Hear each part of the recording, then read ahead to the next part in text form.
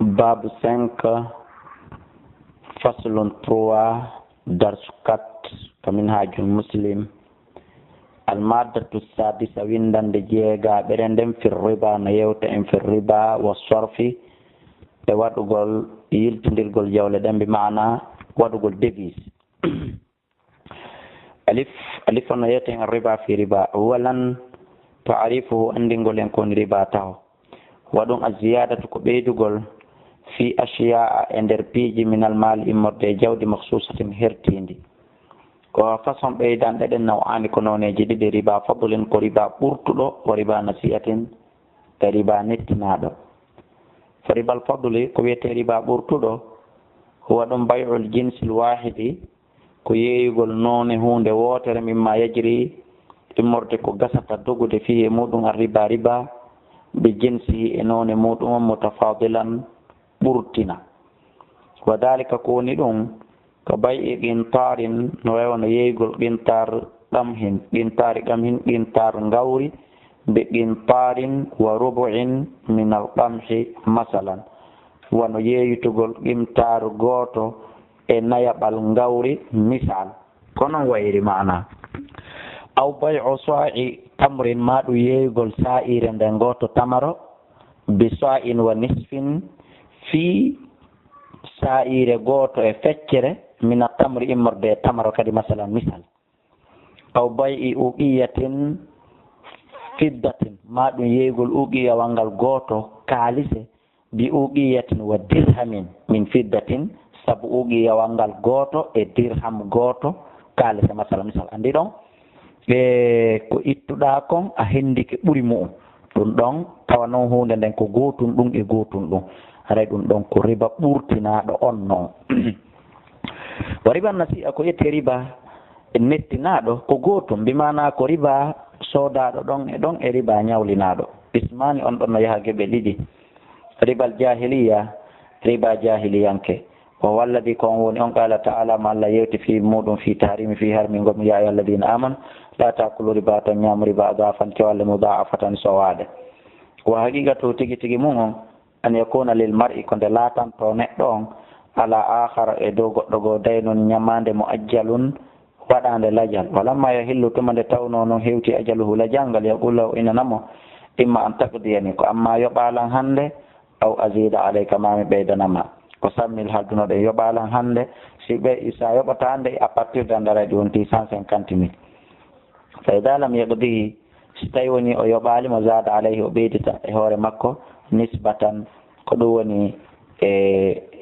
dambande minal mali immorte jawdi wan tazaru o habbitomo muddatan ukhra dumun ne go'o kadi wa hakada ko ni hatta yatada'afa ha ɗum sowodira fi fatratin e nder taƴande minal zaman immorde zamanuji ila adwafin faade cowalle wa min ribal jahiliya no jeeya e riba jahiliyan ko aidan kadi an yu'tihu 10 dananir nde jonnatamo dinar sappo masalan bi 15 fi cogguyo jonnitoymo dirham sappo e joyi ila ajalin qaribin fi ha e lajal ɓattingal aw ba'idin ma lajal woɗɗungal ñawlamo 10 fi yo yoɓitoymo 15 e lajal ɓattingal wono yontere ma lajal woɗɗungal wono hitande masalan wa riban nasi'a riba nettinaɗo goo kadi no toon wawa ɗum bay'u shay ko yeeygol hunde alladi nde yajiri nde dogata fi e muɗum arriba riba ka ahadin naqdayn wono gotel e kange ma e kalisi awil burri ma ngawri e gabbe awi sha'iri ma ngawri awi tamri ma tamri yeeya oɗo ɗum ɗo bi akhara e fi coggu goɗɗum ngo mimma yadkhulu konko natata e muɗum kadi arriba nasi'atan nettinteɗo wa dalika ɗum kan yabi arrajulu kono nde neɗɗo yeeyata qintar goto tamran tamaro be qintarin fi qintar goto ɗam han gawri ila ajalin masalan ha ila jal aw yabi'a ma o yeeya 10 dananira dinar sappo dahaban kange bi 120 temedere noga dirham fiddatan kalisa ila ajalin masalan ha ila jal misal saniyan ɗimon ɗo hukmuhu ñawre mon nde riba muharram ko har muɗum few kala façon ji ɗin riba nasi'a ribal muajjala ribal mufaddala fof hino harmi be qawlillahi ta'ala subhanahu wa ta'ala wa ahalla Allahu al-bay'a wa harrama ar-riba وبقول سبحانه المكو كانك عز وجل يا أيها الذين آمنوا لا تأكلوا الربا أضعافا مضاعفة وبقول رسول الله صلى الله عليه وسلم لعن الله دي آكل الربا نعم الربا ومؤكله إن من الربا وشاهده إسيدي ببنت دها توا وكاتبه إوين دبعنفو وقول ما كما درهم ربا يأكله الرجل كنت نعم ربا درهم غوتو ربا مغوتو نعم وقت كديد مكو وهو توكان يعلم أندي أشد وهو ركان يعلم أندي فلت كريباني أشد كدوم بري سكت كدوم بري تيد من 36 زنية دي زناجي capan tati ejego nde goɗɗo waɗata zina laabi capan tati ejego ɓuri fanɗude probléme ndi nde goɗɗo tewoto pas ñaama riba ka reedu muɗum riba kum fanɗi o allahu akbar riba ko hunde hanone rentede e muɗum ko andanɗa hoorema koko wona fubbede muɗum hande wa gawli sallallahu alaihi wasallam ma ko nelaɗo riba 73 baban ko dambuɗe capanɗe jeɗɗe tati aysaruha ɓurkum fanɗude kun e ɗiɗo capanɗe jeɗɗe tati ɗa andi ko honno wayi allahu akbar koko metti wolude hay e hunduko kono labudda ɓay windama wowlen an yankiha rajulu ummahu konde neɗɗo zinata nene mum konde neɗɗo jommata nene mum ko ɗum ɗon ɓuri bakkatu ɗum ɗon on no foti noon neɗɗo si jommi nene mum bakkatu ɗon o no fotata e bakkatu ɓurkum fanɗude kun e pecce capanɗe jeɗɗe tati riba ɗe wa inna arba riba ande noon ko ɓuri wonde riba e ribaji ɗin fof irdu rajulil muslim ko dagingol teddungal neɗɗo julɗo bimana jaggutugol e teddungal julɗo ko gawlihi e mako nelaɗo Allah sallallahu alaihi wasallam ejitani bo woɗɗite a sabu almoɓe gati e jeeɗiɗi halkayɗi ɗin ila inna ya rasulallah ma hiya kun noon ɗin jeeɗiɗi halkayɗi gal maka shirku billahi ko shirkangol Allah subhanahu wa ta'ala go'o wasihru e mbileyagal wa qatlu nafsi e tewagol paswara wonki Allah tekin harramallahu ki Allah harmini waregol illa bil haqqi sona sabu gonga wa aklu riba e ñamgol riba wa aklu ñamgol malil yatim maɗum malal yatim jawdi al yatima watta walla e huccutugol doga yawma zaf ñalande e gere habugol jihadi wa gadful muhsanat e toñugol tokkugol sonnaɓe reniɓe al mu'minati gomniɓe al wafilati welsindiɓe waɗugol ko boni daro toñiraɓe zina ɗiɗo nelaɗo Allah sallallahu alaihi wasallam maki ɗiɗo jeeɗiɗi ko halkayɗi jom muɗum ko woɗɗiteteɗi ko reneteɗi Allah newna en pottitagol ɗi amin salisantata ɗum ɗum hikmatu taharimihi nafore harmugol mungol minal hikma no jeeya nafore fi taharimi riba harmugol riba ziyada tan ɓeyditi ɗum alal hikmati e dow nafore al ammati huɓutude nde fi jami'i takalifi e dandanangal fawtandeji a shar'iyati shar'iyankoji ɗin waya ɗum imtihan ko jarribagol imanul abdi imanu jiya ɗon bi to'ati sabu ɗoftagol Allah fi'ilan ka gollal e watarkan e accugol fa innaha ɗum noon awalan ara num ɗum almuhafazatu ko renagol ala malil muslim e dow almuhafazatu ko renugol ala malil muslim e dow jawdi julɗo o li allah yu'kala fiwata ndi ñaame bil batil e hoore mere meƴƴal de saniyan ɗimmun ɗum tawjihul muslim ko fewtingol julɗon ila istithmari mali faade mawningol ɗuɗɗina jawdi makko nin fi awjuhin e bangeji minal makasibi sharifa immorde e faggitandeji tedduɗi kelɗuɗi dagiɗi alhaliyati sortiɗi pottiti minal ihtiyal immorde e kala e andanɗa hoorema e manière ji bonɗi alhaaliji bonɗi wal khadi'ati e jamfaji wal ba'idati e woɗɗitagol an kulli e kala ma yajulubu ko pooɗata almashaqqata tampere nden baynal muslimin hakkunde julɓe ɓen wal bahda e konnago ngo wa dalika ɗum kalfilahati ko wano zardenji wa sona'ati e isinji wa tijarati e njulankakuji a sahihati selluɗi a nazifati laaɓuɗi salisan to taɓum ɗum saddu ko uddugol atturɓe kala laawi ɗanndanɗa hoorema almufdiyati ko naɓayɗi bil muslimi julɗon ila adawati faade jaggutugol akhihi e musidɗo makko almuslimi julɗo wa mashaqqati e tampinalngol mo ɓittingol mo wal musabbibati lahu e sabimbinanayɗimo bogdatahu monanagol mo wa karahiyatuhu e añugol mo rabi anna ɗum tajinibul muslimi ko woɗɗitagol julɗo ma yuaddi bihi kala ko kusata mo adda ila halaki faade halkagol mo ɗiɗi ko waɗi akilu riba ñamuɗo riba on bagin ko bewɗo zalimun ko toñuɗo wa aqibatul baghi battane bewre nden no wa zulmi e toñe ɗen wa khimatun e jamfa kan fo muɗum ko bonɗum qala taala lam dal ya ayuha nas innama baghyukum ande deyno bewre mon nden ala anfusikum yanta e hoore mon wa qala rasulullah sallam ittaqu zulma rente e toñe fenna zulma no toñe zulmatun ko wonto nayoyi ɗum jommuɗum ni ɓe yawmal qiyama yottaku shuhareno ɗon e nder ran kako fa innahu ko woni ko ngun nder ran kako man kana qablakum ɓen aditinoɓe on hamalahum ko ngu woni ko rondiɓe fayɓe ala an safakunde ɓe hibbata dima'ahum ƴiƴe maɓɓe ɗen wasta halluɓe dagina mahari mum teddule maɓɓe ɗen khamisan fatu uddutugol abwabil birri dambuɗe ɗiggere nden fi wajhil muslim e bange julɗo o e yeeso julɗo o liyatazawwada fi yo yooɓano li akhirati lahara makko on ko moƴƴi fa yukridu o ñawla akhahul muslim e musidɗo makko julɗo on bila fa'idatin ko alda e ɗaɓɓugol intérêt aduna yankejo fus wa yudayinuhu o ñawlamo wa yantaziru o habbito masiratahu newende o yanden tuma newani o yawo o yoɓitamo wa yusirru alayhi o newinanamo wa yarhamuhu o yurmemo ibtiga hara ko warri ɗum ko ɗaɓɓugol mardatillah yarɗoye allah wona intérêt aduna yankejo wa fi hada woni e nder ɗum ɗo ma shay'ul maddata konko andanɗa hoore ma no sakita giggol ngol baynal muslimin hakkude julɓe ɓen o yujidu wodina ruhal ikha'i bimana ruhuji musidɓe ɓen watta swafi e welodiral e laaɓodiral baynahum hakkudeji maɓɓe rabi anna ɓunɗo ahkamuhu ñawoji mum ɗen awalan usulu ribawiyati bimana daƴƴe riba ɗen noon joni piiji daƴƴe ko riba natata kon e mum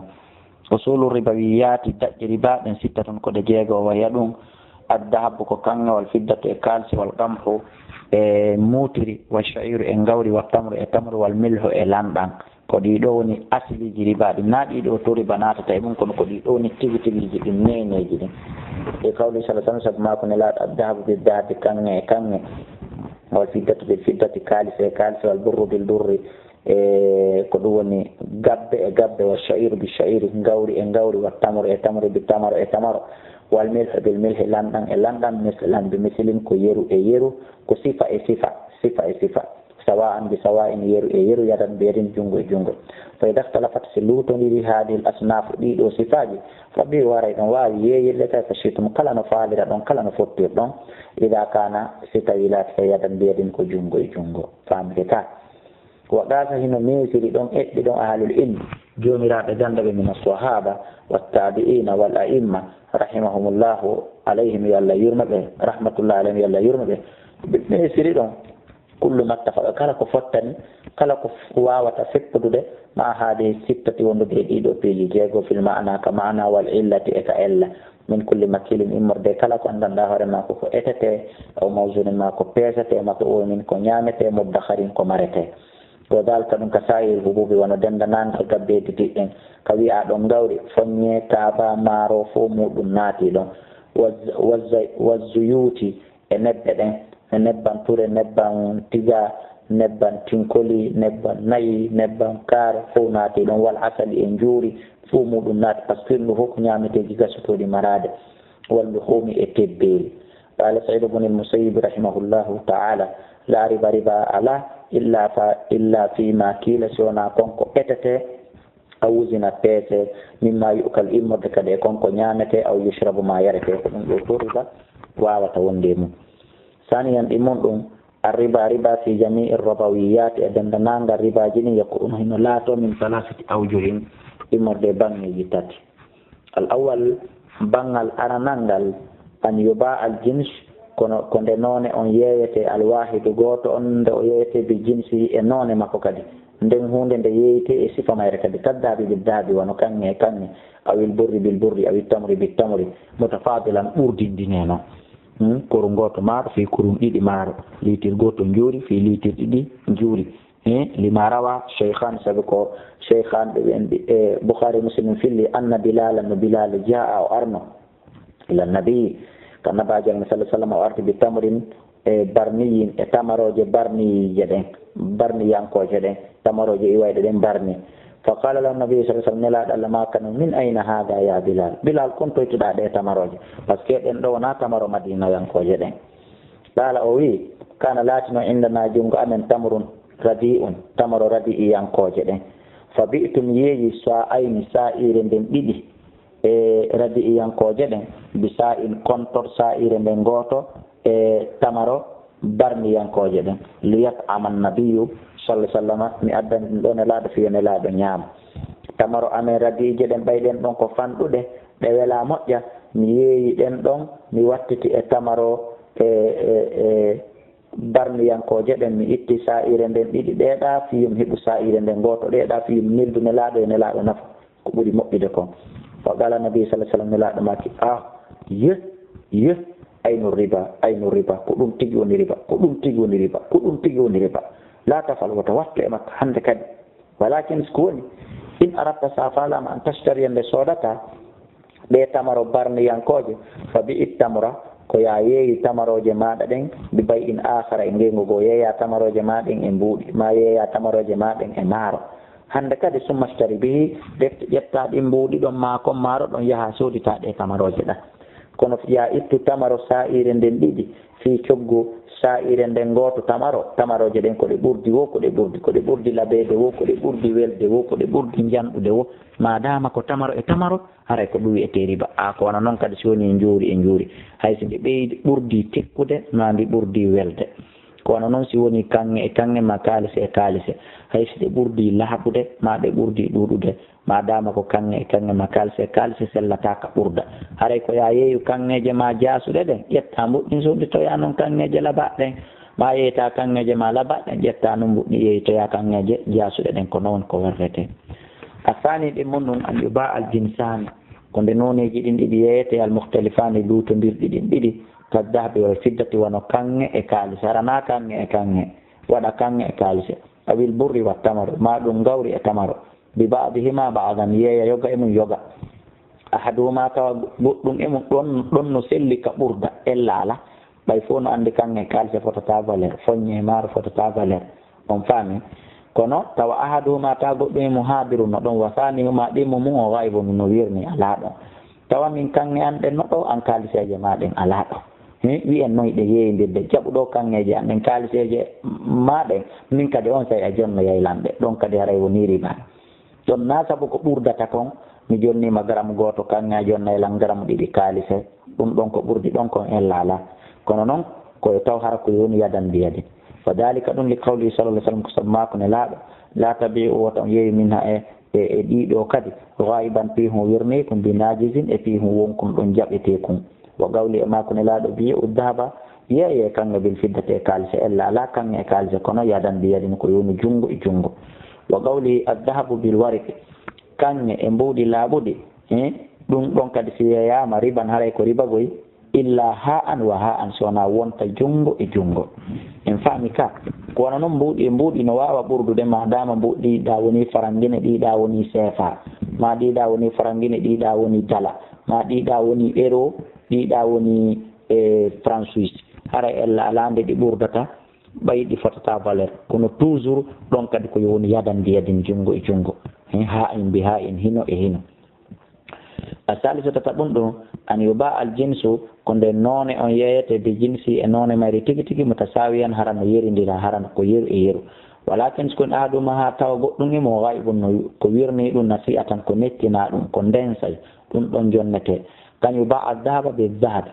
wonande goɗɗo yeyata kanŋe e kanŋe a wittamo bittamre ma tamaro mislan bi mislin tawa ko sifa e sifa ko kanŋe façon gotum ko tamaro façon gotum mutasawiyan tawa no yerodiri kadi ko garam gotum ma ko kilo tel tamaro fof no fota kono wayra sowona to an adamu ma no goɗɗum imo waybu no wirni ala ɗum min komi jonne tamaroje maɗe an tamaroje maɗen mi hettiɗe wo on say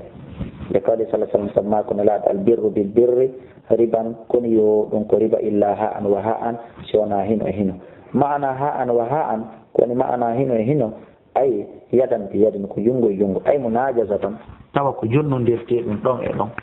salisan tataɓon ɗon la riba alama alhululi wondude e firtugol ma alhululi wondude e tawegol hunde nden tawdegol ɗon wakti lafil ajnasi e lutodirgol noneji ɗin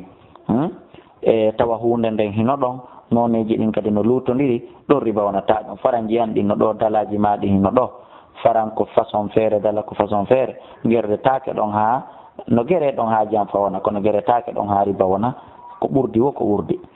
la yadkhulu riba natata bay an e ngeygu ikhtalafa lutodirngu fi e muɗum asamano coggu ngu wal masmanu e tono on intérêt on illa an yakuna sona laato ahaduma goɗɗum mum nasi atantaki ko mettina ala ɗum wa huwa ɗum gayru naqdayn har wona noon gotel e kanŋe ɗen e kalisam mbimana o girɗi ɗin ɗi fa jusu no dago bay o zaabi yeeygol kanŋe bil fiddati e kalisa mutafadilan ɓurdindina wa bay ul burri e yeeygol ngawri bittamri e tamaro awil milhu bishair ma ɗum yeeygol lamɗam e ngawri mutafadilan ɓurdina ella ala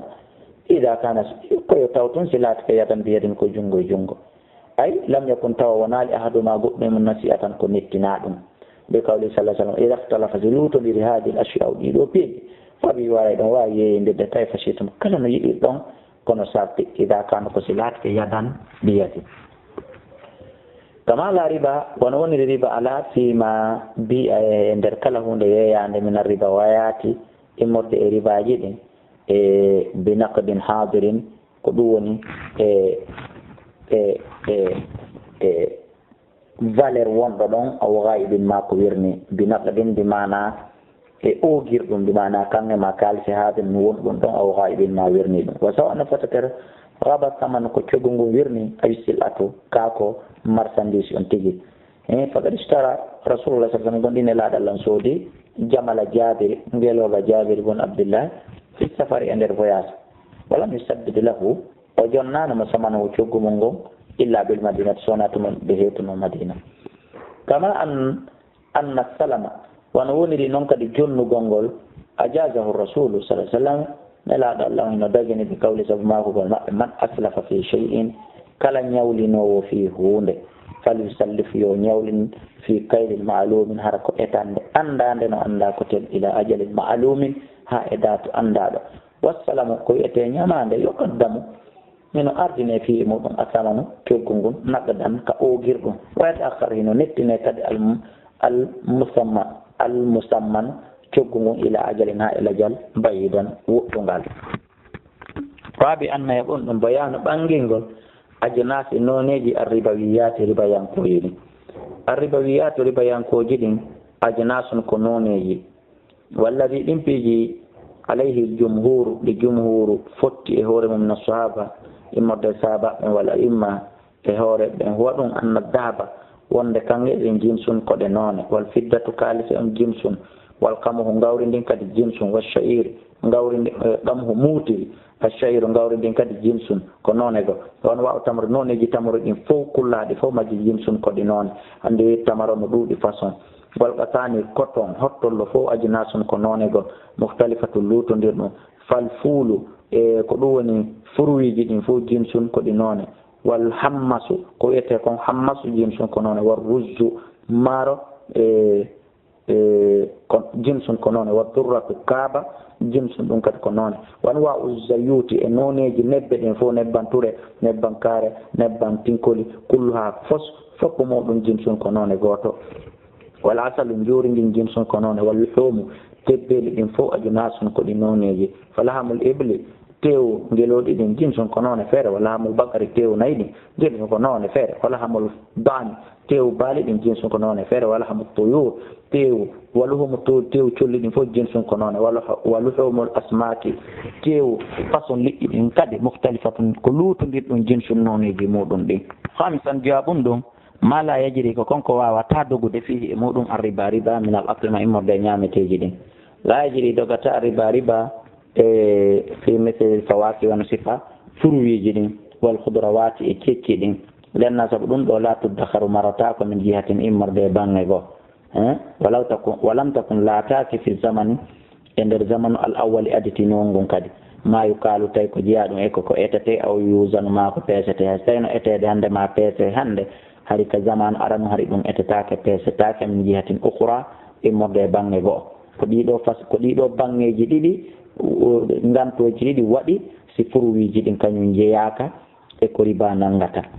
kama anna wona woniri ɗum laysat wonal kadi ngal agbiya ko jeeya ɗum e nguure ko wurirte al asasiya ɗolutikiyanko yaagal man tigi tigi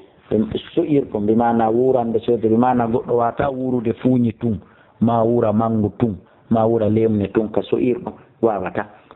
kala ho ɓuuɓi wano gabbe goɗɗo no wawi wurde foññi tun ma mara tun ma kaaba tun rajillal fus aɗuna wuura wasimari e ka dimɗe walla homi e ka tebbeeli alwaride piiji jolɗi ɗin fiya e muɗum an nassu on assarihu feeñuɗo on assahihu selluɗo on ani nabi ko ƴetta kon e annabajo allah on sallallah alih w sallam haray en hattay ɗo oɗo darsu meɗen kadi darsu katto on en hattay ɗo waɗin puus hiltoɗe rewtoɗin ɗum ɗo on chey kadi si natanoyen darsu 5 on toujours e nder faslun 3 wallahu a'lam wa a'lam